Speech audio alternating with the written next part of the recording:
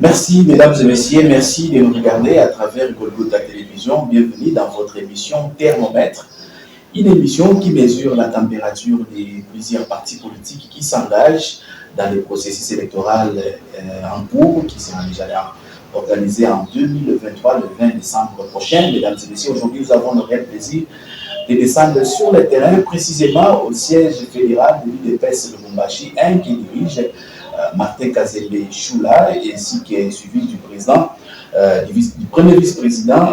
Il s'agit bel et bien de M. Jean-Marie Chilumbu, à qui nous disons bienvenue dans cette émission Thermomètre, M. Jean-Marie. Merci. Je rappelle que vous êtes le premier vice-président de l'UDPS Fédération Lubumbashi 1, M. Jean-Marie Chilumbu. Aujourd'hui, nous sommes à l'approche, à 5 jours, soit à 3 jours du lancement, soit de la convocation du corps électoral, tel qui est prévu par le calendrier électoral qui dirige M. Denis Kalima, M. Jean-Marie Chilumbu. Est-ce qu'aujourd'hui, l'UDPS, Fédération Lubumbashi 1, se prépare pour affronter les élections, surtout en termes de dépôt de candidature? Bien, merci M. Journaliste pour la question. Je crois que l'UDPS Fédération de Lubumbashi 1 n'a pas commencé aujourd'hui à se préparer pour le dépôt de candidature. Nous avons notre commission électorale du parti qui a fait un grand travail de la récolte de toutes les candidatures qui ont été déposées. Et ces candidatures ont été même allées présentées au niveau de la hiérarchie du parti.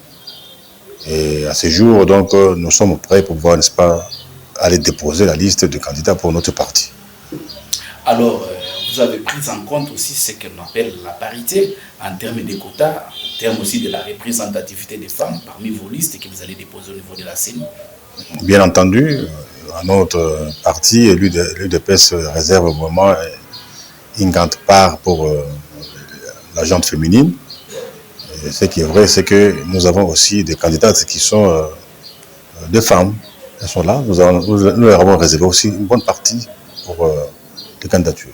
La prise en charge aussi des candidats, M. Jean-Marie Chilumbu, parce que vous êtes quand même la personne la mieux placée pour en savoir plus. Est-ce que tous vos candidats qui vont figurer sur la liste seront pris en charge par le parti qui est au pouvoir aujourd'hui?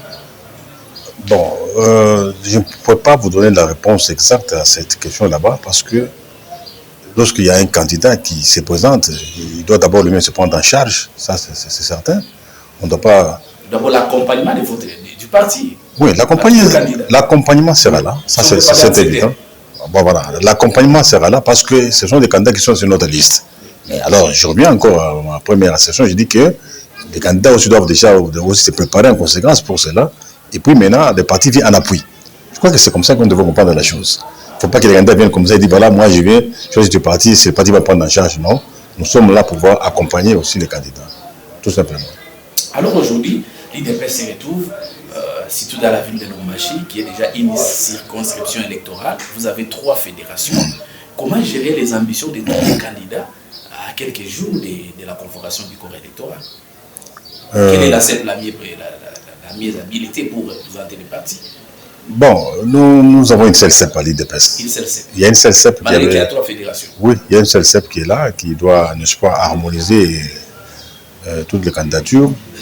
Nous avons la section électorale de Lubumbashi qui doit avoir au moins 14 candidats. Donc l'UDPS va présenter une liste de 14 candidats. Il y a 3 fédérations et chaque fédération va amener ce candidat et nous allons mettre ça ensemble pour que nous puissions avoir le chiffre de 14. Chiffre de 14. 14, il n'y aura pas de souci pour ça. Malgré toute cette multiplicité de candidatures, comment vous allez juger cela pour arriver quand même à un mot ami?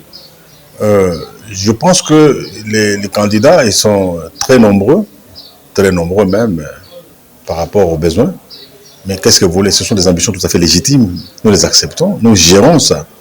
Nous gérons ça et nous avons aussi certains critères sur lesquels nous nous basons pour pouvoir, n'est-ce pas, sélectionner les candidats potentiels que nous espérons que ceux-là pourront au moins, n'est-ce pas, nous amener de voix au parti. À quand on a la présentation de tous les candidats? Parce que bon nombre de combattants aujourd'hui se disent, soit sont en train de murmurer, vous serez là peut-être pour placer certains candidats qui ne sont pas issus de l'UDPS, mais ils vont passer sous le label de l'UDPS. Quel jour vous allez les présenter? Vous allez présenter tous les candidats là devant les combattants, question pour que ces derniers puissent les connaître davantage. je rassure ici toute notre base par rapport à cela, parce que le jour que nous allons déposer, n'est-ce pas, les dossiers de nos candidats, nous partirons ensemble avec tous nos candidats. Nous allons faire une procession, nous quitterons la permanence pour arriver à la CENI et aller déposer les dossiers de nos candidats. Et tous, enfin, je voudrais dire que tous les candidats seront là pour qu'ils puissent, n'est-ce pas, être bien vus par nos électeurs. Alors, parmi les candidats, vous allez constater certains occupent les postes au sein de l'administration publique. Comment s'y faire? Ils doivent suivre ce que dit la loi. S'ils doivent démissionner, ils doivent démissionner. S'il y a une mise en disponibilité, ils doivent les faire. Je crois que c'est faisable. Mais pourquoi c'est pas faisable? C'est faisable parce qu'on doit le faire. C'est ce que dit la loi. Autrement, on va violer la loi. La loi, elle est là, nous devons la respecter. C'est la loi. Elle est dure, mais c'est la loi. Alors, toujours nous sommes en train de parler concernant les processus électoraux. Avant-hier, l'opposant congolais Martin Fayulu Malidi a annoncé devant les médias pour dire que son parti politique, y compris lui-même, ne vont pas se présenter aux échéances électorales à venir. Comment vous avez accueilli cette nouvelle de la part de l'opposant Martin Fayulu Malidi? Pour nous, c'était un non-événement parce que nous avons déjà connu cela. Nous-mêmes, nous avions boycotté les élections, je crois, en 2019. Non, pas 19, c'est en 2011, je pense. 2006. En 2006, on avait boycotté les élections. Et si aujourd'hui, M. Fayulu, qui est dans l'opposition, veut aussi emprunter cette voie là-bas, bon, c'est tout à fait normal. Il est dans l'opposition, il a aussi le droit de pas se présenter. Et il apprend aussi, je peux dire, il est à l'apprentissage de l'opposition. Il est avec vous, il est à vos côtés pendant toute l'opposition. Comment vous pouvez dire qu'il est dans l'apprentissage, M. Jean-Marie? Oui, mais parce que s'il veut rééditer ce que nous avons fait, je crois que nous savons ce que cela nous avait coûté. Et s'il ne veut pas prendre des leçons par rapport à ce que nous avons connu, nous, nous les laissons faire ce qu'il doit faire. L'audit n'est pas fiable, selon Martin Fayulu. Comment n'est pas fiable? N'est pas fiable pour nos experts internationaux. Non, il n'y a pas longtemps, ici, il y a une certaine organisation de la communauté internationale, de l'Union européenne, je pense, qui était venue ici. Ils ont dû auditer Vous avez écarté l'OIF? Pardon? Vous avez écarté l'OIF? Non, l'OIF, vous savez, la responsable de l'OIF, les Rwandais ne vont pas venir lui permettre d'accéder à nos données, du pays pour qu'elle puisse, n'est-ce pas, venir encore pour faire des histoires. Mais pour le jeu de la francophonie, vous allez organiser à Kinshasa. Mais le jeu et la francophonie et l'audit des fichiers, ce sont deux choses tout à fait différentes. Oui. Le jeu, c'est un jeu, on fait des jeux, on va jouer et puis c'est fini, ça s'arrête là-bas. Mais donner l'accès à des données aussi sensibles à nos ennemis, parce que ce sont nos ennemis, ils ont agressé. Vous voyez que vraiment, il y a un grand fossé entre ces deux faits-là. On ne peut pas accepter cela. Alors, président Jean-Marie, aujourd'hui, bon nombre de la population vous accuse, soit certains observateurs internationaux, accusent le pouvoir actuel d'avoir muselé la démocratie de l'opposition en République démocratique du Congo, avec tout ce qui se passe dans la sphère politique, les interpellations en cascade, c'est toujours les membres de l'opposition, mais ceux qui sont au pouvoir sont sains. Et quelle est votre lecture? Non, on n'a jamais dit que tous ceux qui sont au pouvoir sont des saints. Mais si ceux de l'opposition, on les trouve avec certains éléments qui sont caractérisés par le fait que c'est pour faire la subversion dans le pays, mais on doit les interpeller. Je crois que le pouvoir judiciaire doit faire son travail. S'il s'avère qu'ils ont été pris dans une histoire où ils ne connaissent rien du tout, on va les relâcher. Mais si vraiment il s'avère que ce qu'ils ont fait là-bas, c'est une infraction, on doit les arrêter. Je crois que c'est ça.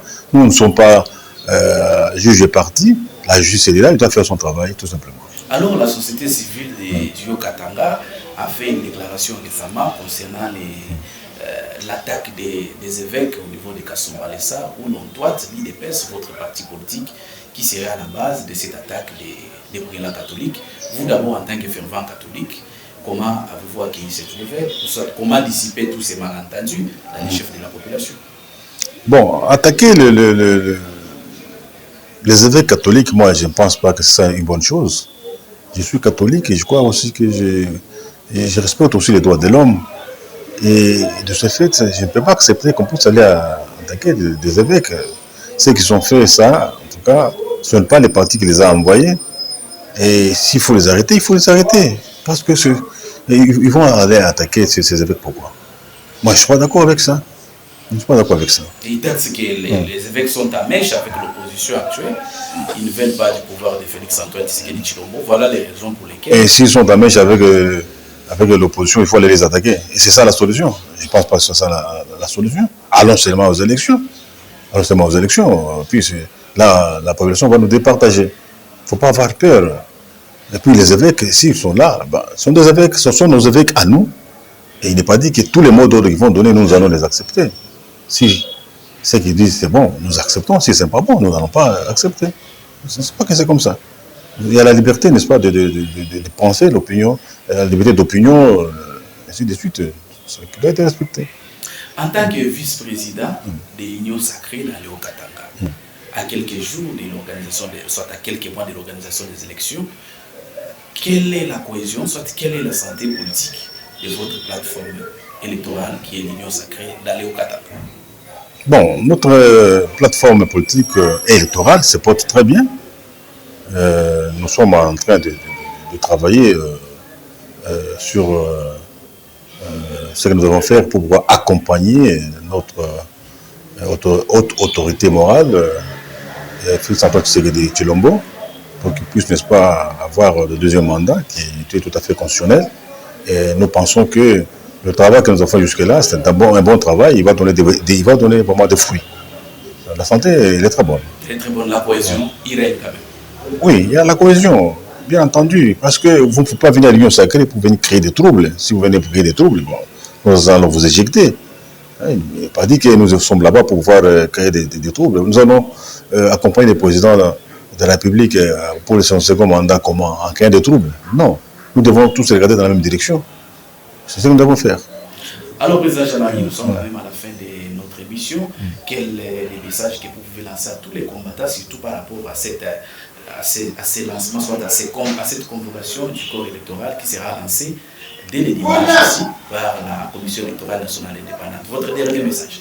Nous demandons à toute notre base, les jours que nous allons déposer les dossiers de nos candidats, qu'ils viennent en masse pour accompagner nos candidats et montrer, n'est-ce pas, à la face du monde qu'il y a vraiment beaucoup d'électeurs qui sont en train, n'est-ce pas, d'accompagner nos candidats pour pouvoir, n'est-ce pas, les élire afin qu'ils puissent sortir des députés au niveau, n'est-ce pas, au niveau national.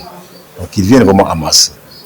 Voilà, mesdames et messieurs, c'est par ici que nous mettons un terme à cette émission Thermomètre, une émission qui fait ce que vous savez de la ville, le siège fédéral de l'Université de Lubumbashi 1, où vous avez senti dans les dires du premier vice-président Jean-Marie Tshilombo qui a dit que l'Université Fédération de Lubumbashi 1 serait prête pour le dépôt de toutes les candidatures qui concernent les législatives nationales. Jean-Paul Mougalou était derrière la caméra, très reconnaissant dans ces témoins. Merci, Président Jalari. Merci aussi. Pour multiples préoccupations, vous avez accordé quand même cet espace. Merci. Merci beaucoup. À très vite.